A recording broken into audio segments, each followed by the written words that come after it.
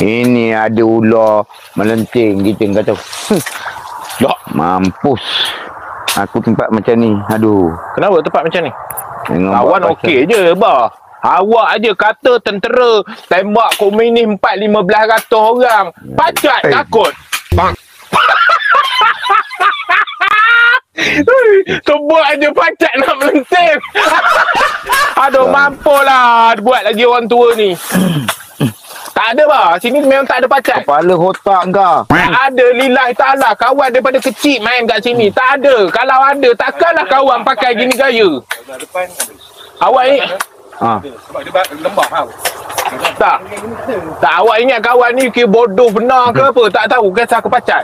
Nanti. Aku dah jenuh menantang tu masuk sampai ke betis dengan contoh joking. Pakai Aduh, Assalamualaikum, Waalaikumsalam. Assalamualaikum, Waalaikumsalam semua tu. Kita ambil buluh ni sekejap. Ambil buluh lemang katanya. Siapa pula?